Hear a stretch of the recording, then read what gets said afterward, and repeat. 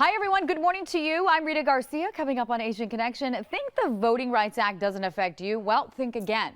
So 50 years ago, dreams became a reality for millions of minorities in America, and the Honey Brown Hope Foundation, a local civil rights nonprofit, is now celebrating this anniversary with a weekend full of hope, history, and empowerment. Please welcome the founder and executive director, Tammy Campbell, here with us, along with community leader and event honorary co-chair Lane Lewis, to tell us all about the event, the details, as well as why it's so important for the Asian community to vote. Good morning to you both. Morning. And thank you for being here. Good morning, Rita. So we're going to start with the Honey Brown Hope Foundation. If you could just tell our viewers what that's all about. Well, Rita, at the Honey Brown Hope Foundation, our motto is that with a little honey and a lot of hope, well, it can go a long ways. So we want to encourage people to exercise their right to vote. We offer programs that promote cultural literacy, drama, writing, and diversity appreciation. And we're pleased to be having D'Artagnan Baybell, Lane Lewis, Representative Sophia Thompson, and Bishop James Dixon join us for this event. And speaking of Mr. Lewis, right beside you, so tell us about the Voting Rights Act. Give us a little history lesson and why it's so important for especially the Asian community to really get out there. Well, the Voting Rights Act was intended to ensure that everyone had equal access to the voting booth. Unfortunately, the Supreme Court has made some changes to that, and it is becoming slightly more difficult for individuals to vote. A good friend of mine, former Councilwoman Sue Lovell, likes to say that if you're not at the table, you're on the menu.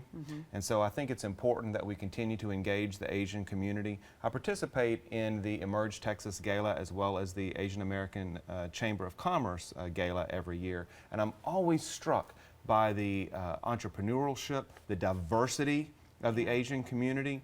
And it's important that we get more people involved in the political process and at the voting booth.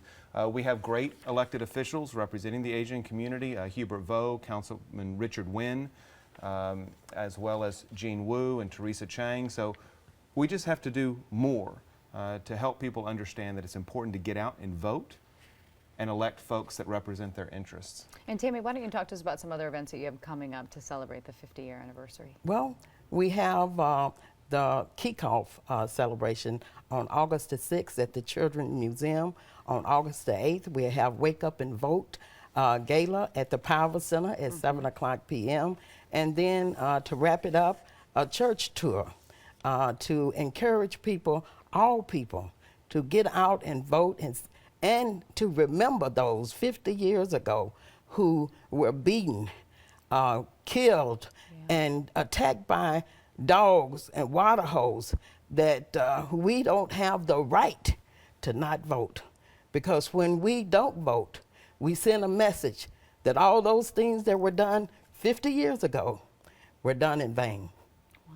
And we'll be honoring Mamie King-Chalmers, who was an organizer, took her direction directly from Dr. Martin Luther King in Birmingham, Alabama. She was attacked by dogs, and she was featured in Time magazine.